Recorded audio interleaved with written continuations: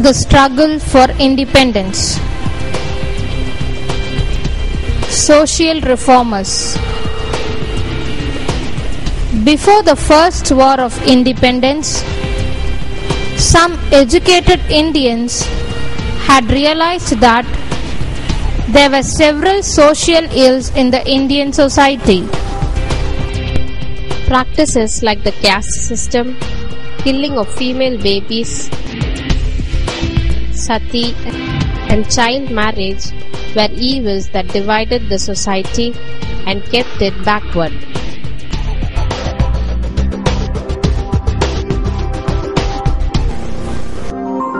These were the main reasons for the sad condition of India and its people.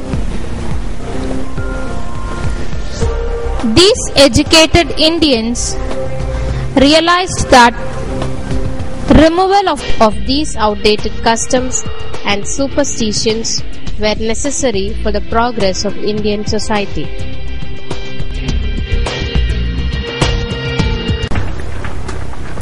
This could be done by educating the people. Several social reformers like Rajaram Mohan Rai,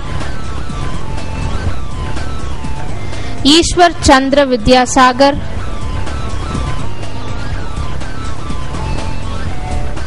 Dayanand Saraswati, and Syed Ahmad Khan fought against these evil practices. The rise of Indian nationalism.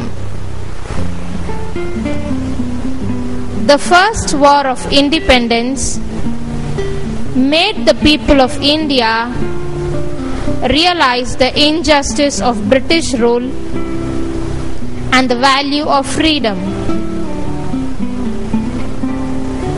The people most affected by this thinking were the educated Indians. They had been educated by the British to serve them and were lawyers, teachers, and journalists.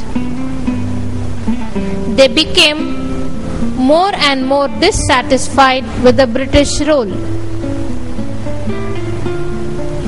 Many of these people and some Englishmen who supported them came together in 1885 and formed the Indian National Congress. Its first session was held in Bombay, now Mumbai. After that, it met in different cities every year. At first, the Indian National Congress did not raise the question of freedom from British rule. The main demand was to bring reforms to enable Indians to have a more free and better life under the British rule.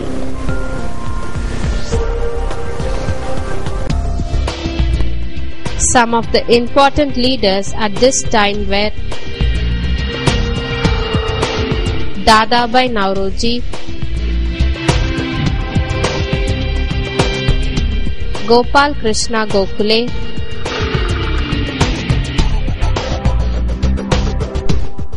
and W.C. Banerjee. They believed that they could persuade the British to bring about the changes. They were referred to as moderates. However, several other leaders were not in favor of such a soft approach. They felt that they would gain nothing by following such an approach. They preferred a stronger and more active opposition to the British with the support of the people. Some of the important leaders of this group were Bal Gangadhar Tilak,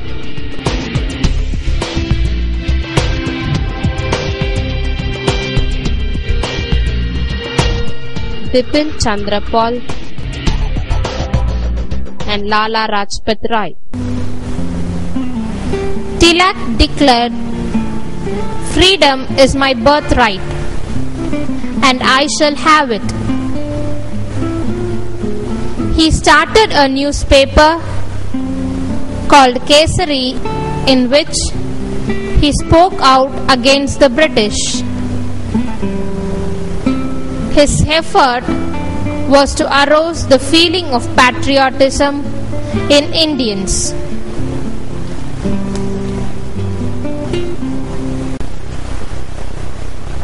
The partition of Bengal and the Swadeshi movement.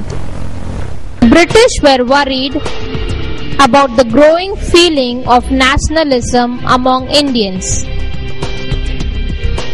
They realized that if the people of India got united, they could easily throw them out. One of the ways in which they could prevent Indians from uniting was to divide them on the basis of religion.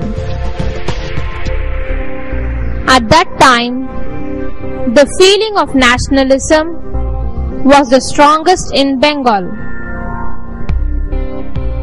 So, in 1905, they decided to divide Bengal into two parts. One for the Hindus and the other for the Muslims. The Indians protested strongly against the division of Bengal.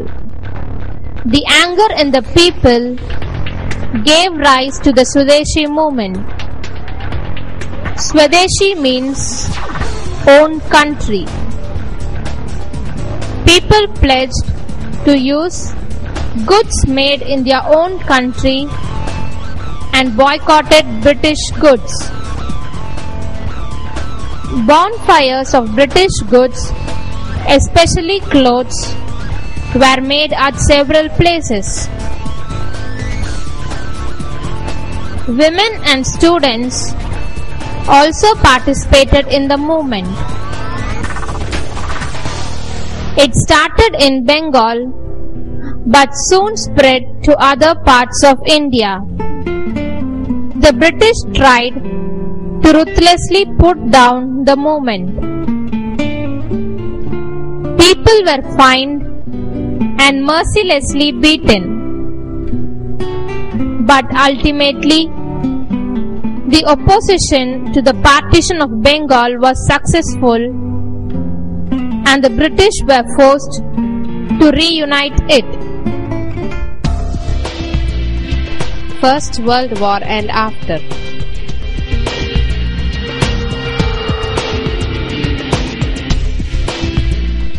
First World War broke out in 1914. The British were supported by India. Lakhs of Indian soldiers fought with the British Army. Thousands were killed. Indians thought that the British would be more sympathetic towards them after the war. However, this did not happen. The British became even harsher towards Indians. They imposed fresh taxes to recover the losses they suffered in the war.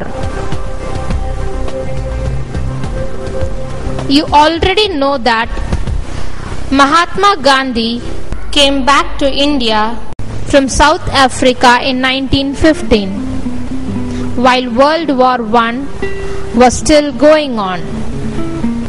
Soon, he took over the leadership of nationalistic movement in India.